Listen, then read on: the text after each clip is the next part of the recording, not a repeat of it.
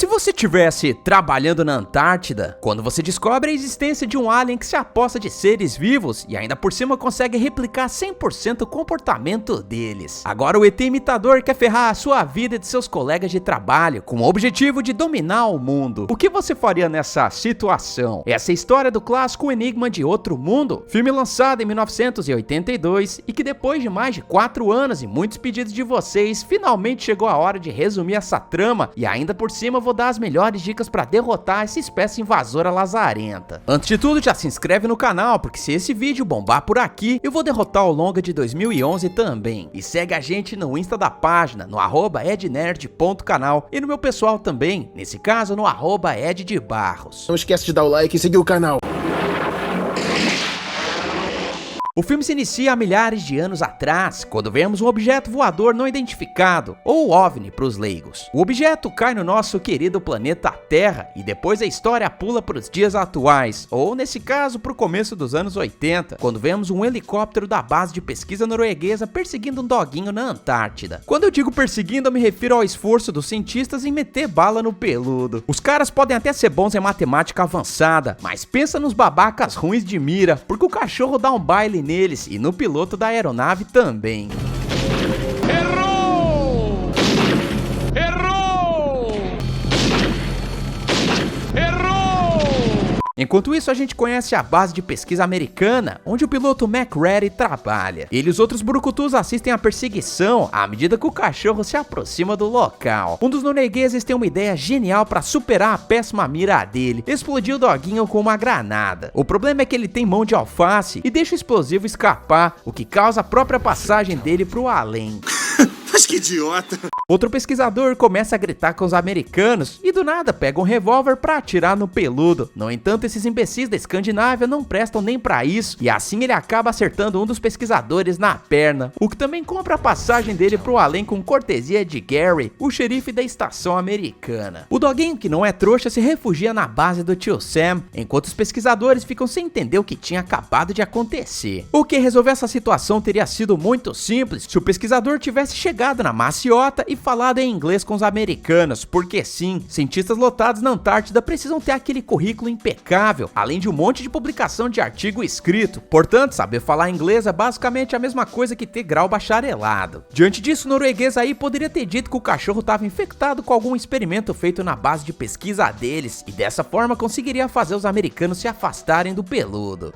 Ed, mas e se os caras não acreditassem no cientista? Cara, eles tinham acabado de ver os noruegueses usando granadas pra fazer patê do cachorro. Se isso não é evidência suficiente, eu sinceramente não sei o que é. Ele tem toda a razão. Dane-se, porque McReady e o Dr. Cooper decidem ir até a base norueguesa para descobrir o que estava rolando, sendo que ao chegar lá percebem que todos os cientistas foram de base. Porém, o que mais chama a atenção deles é a existência de uma forma humanoide feia demais, que Cooper leva para a base americana com o objetivo de estudá-la. Obviamente a nojeira acaba assustando os cientistas que não entendem com o que estão lidando. Ao fazer uma autópsia, o biólogo Blair constata que se trata de um ser humano com uma composição normal de órgãos, não conseguindo explicar como é que aquela mandinga aconteceu. Infelizmente, os burucutus não conseguem usar o rádio para se comunicar devido a uma tempestade forte e, portanto, ficam impedidos de chamar a ajuda. Eles até cogitam que a Terceira Guerra Mundial finalmente tenha começado, principalmente depois de serem atacados pelos cientistas noruegueses, porém a teoria fica só por isso mesmo. Sabe quem não tá ligando pra nada disso? Knowles, o cozinheiro da base de pesquisa, que eu só tô citando nesse vídeo porque me incomoda muito o fato dele cozinhar usando patins. Oh, mas que patins bacanas. Você é bailarino?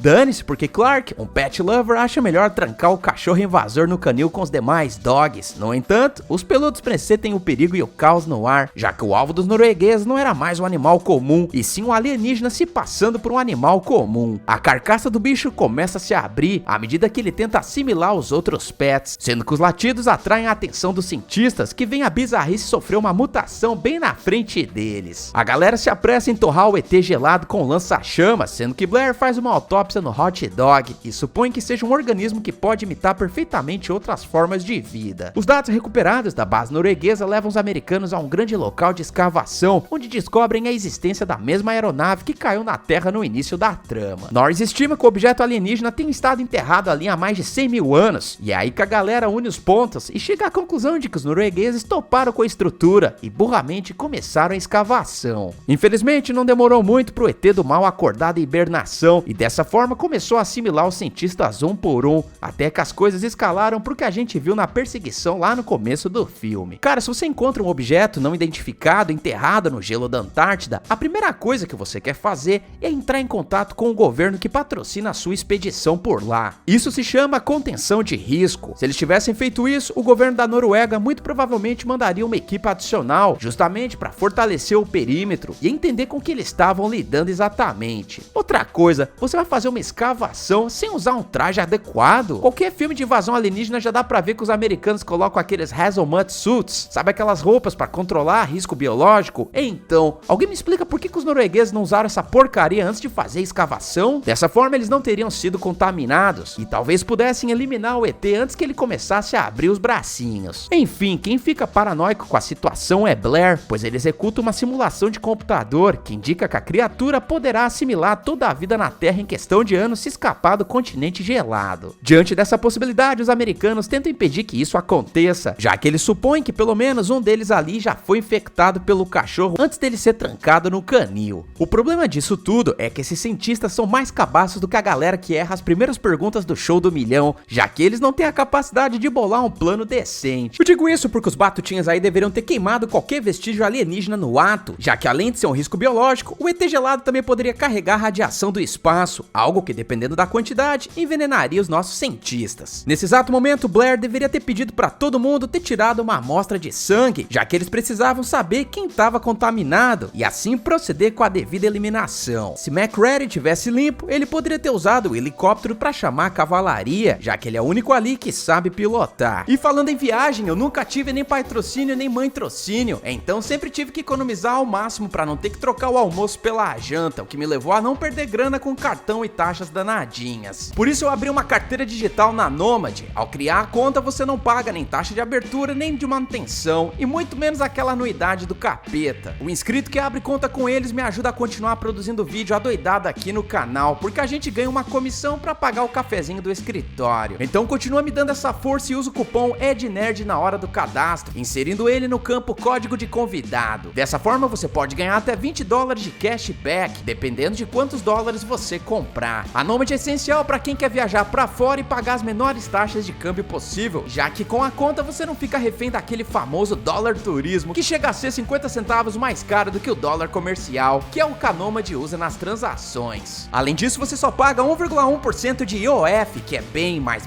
baixo do que os 6,37% que o trouxa aqui já pagou em várias viagens que eu tive a oportunidade de fazer. Se não tá bom pra você, a Nomad ainda tem uma sala VIP no Terminal 3 do aeroporto de Guarulhos, que você pode usar para esperar o seu voo. Fazendo um Pix em real pra conta Nomad, você já compra os seus primeiros dólares, e mesmo que a sua viagem não aconteça em breve, você pode ir juntando dinheiro de pouquinho em pouquinho, e de certa forma fazer uma reserva de uma moeda que quase nunca baixa. Então continue ajudando o canal e abre a conta, demora cerca ali de 3 minutinhos. E não se esqueça de colocar o cupom EDNERD no código de convidado. Uhul! Nesse meio tempo, os caras descobrem da pior forma possível que os restos do hot dog ainda estavam vivos, sendo que o alienígena acaba assimilando Bennings, o infectando. Felizmente, McCready é avisado a tempo de cortar a infecção, sendo obrigado a fazer um churrasquinho com o Bennings. O pessoal então resolve usar um pouco de QI e prosseguem com o churrasco do hot dog também. No entanto, Blair decide pirar o cabeção e se isola no laboratório, onde ele começa a quebrar todos os equipamentos. Não bastando isso, o danado ainda vai mais além e se certifica de destruir o painel do helicóptero.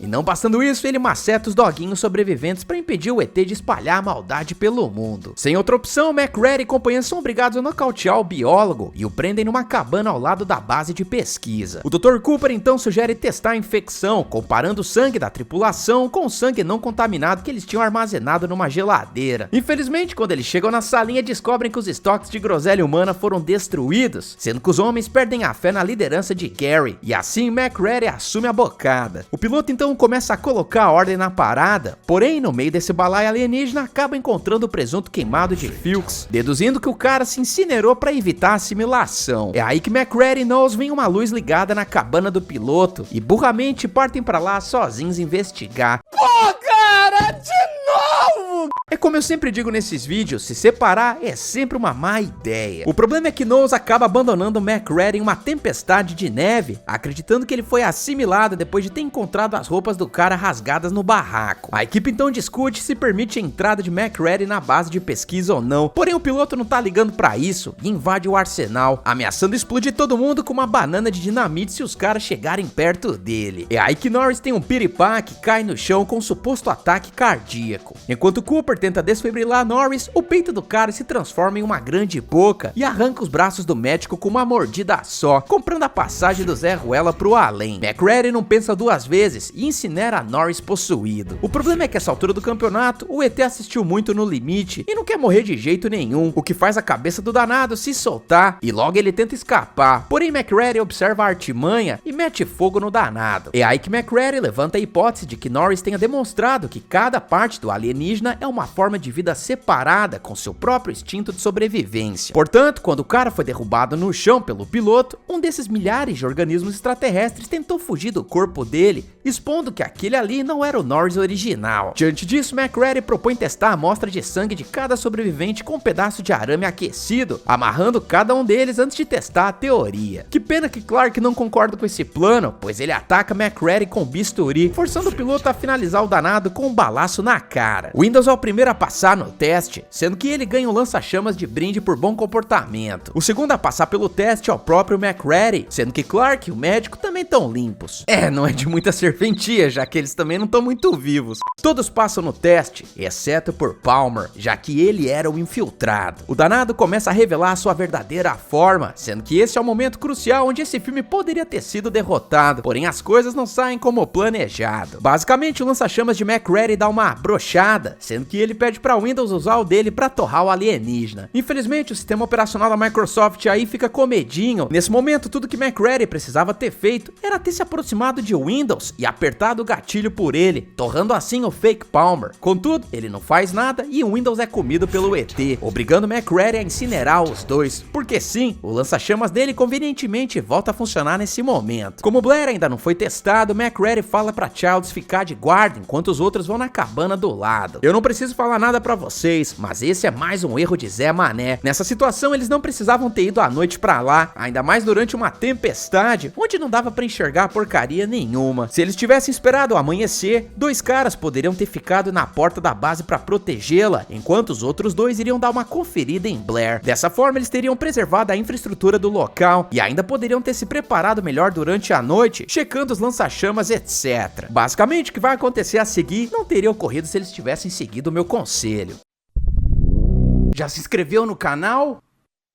Cadê o like? Eu digo isso porque McReady e companhia descobrem que o biólogo estava infectado, porém Blair já tinha escapado da cabana e secretamente vinha usando componentes do helicóptero para montar um pequeno disco voador que o trio Parada Burra pelo menos se encarrega de destruir no ato. Ao voltar para a base, eles veem Childs fugindo, sendo que o gerador de energia é destruído, deixando assim os burucutus sem aquecimento. McReady deduz que sem um jeito de fugir, o ET gelado pretende voltar à hibernação até que a equipe de resgate chegue e assim ele possa contaminá-los, espalhando a mandinga pro resto do planeta. Diante disso, os sobreviventes decidem colocar explosivos para destruir a estação e, com sorte, torrar o alienígena no processo. Quando os caras estão perto de finalizar a missão, a versão da Shopee do Blair aparece e finaliza a Gary, ao mesmo tempo que Noel simplesmente desaparece do filme. Até hoje eu me pergunto se ele fugiu de patins ou coisa parecida. Pro azar de McReady, o ET se transforma em uma criatura enorme e quebra o detonador. Porém, McReady é astuto e aciona os explosivos manualmente com uma banana de dinamite, destruindo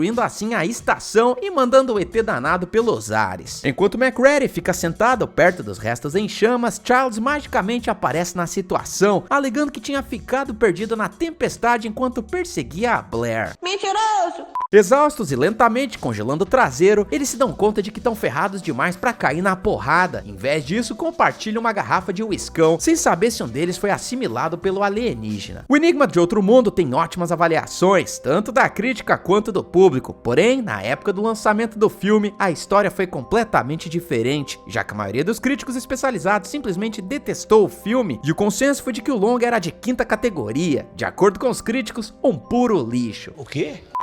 Os imbecis inclusive chegaram a criticar a exposição dos efeitos práticos, sendo que na minha opinião, até hoje não teve um filme melhor nesse quesito, porque cara, eu praticamente acreditei que era um alien de verdade, tamanho foi a dedicação da equipe responsável por esse setor. Hoje o filme basicamente se tornou um clássico do terror, com muitas pessoas considerando Enigma o melhor filme de terror de todos os tempos. Na minha opinião, não é pra tanto. O longa tem uma premissa super maneira e sabe construir o clima de tensão e desconfiança entre os cientistas, sendo que pra mim a trama consegue ser um casamento perfeito entre ficção científica e o suspense. Por outro lado, a direção de John Carpenter tem algumas coisinhas que me incomodam um pouco, como a demora em alguns takes, como por exemplo a caçada ao cachorro no começo do filme, e a edição do longa também achei meio confusa, porque tem alguns cortes que acabam atrapalhando a noção de tempo do espectador, sendo que você não sabe muito bem se os eventos entre eles acontecem imediatamente ou com alguns dias de intervalo. Isso acaba deixando a impressão de que existem alguns buracos no roteiro, como aquela virada onde Noel simplesmente abandona MacReady na cabana. Na minha opinião, esses eventos poderiam ter sido costurados de uma forma mais redondinha. O diretor poderia ter os mostrado na edição final do filme. Mesmo assim, o Enigma de Outro Mundo é e continua sendo um filmão, contando com uma atuação carismática de Kurt Russell, excelentes efeitos práticos e uma história sobre ETs de enrolar os cabelos do saco. Diante disso, a minha nota pro filme é um 8,5. Nas bilheterias, o longa amargou um fracasso, faturando apenas 20 milhões para um orçamento de 15. Porém, inacreditavelmente, outro filme da franquia foi lançado em 2011, porém eu não quero falar muito dele aqui, e vocês vão entender o motivo disso se eu um dia trouxer pro canal. Se você realmente quiser ver isso acontecendo, já sabe, assimila o like e deixa a seguinte frase no campo de comentários: eu quero. Além disso, siga a gente nas redes sociais e sem mais enrolação, bora pra contagem de presuntos. O total de corpítios no longa foi de 11 presuntos, sendo que o troféu presunto de ouro vai pro Windows. Pessoal, tô deixando uma playlist nova que eu recém criei aqui no canal, chamada Filme GT, onde eu já derrotei outros longas nessa pegada aqui. Então clica aí e se divirta. Eu espero que vocês tenham gostado, eu vejo vocês no próximo vídeo e valeu!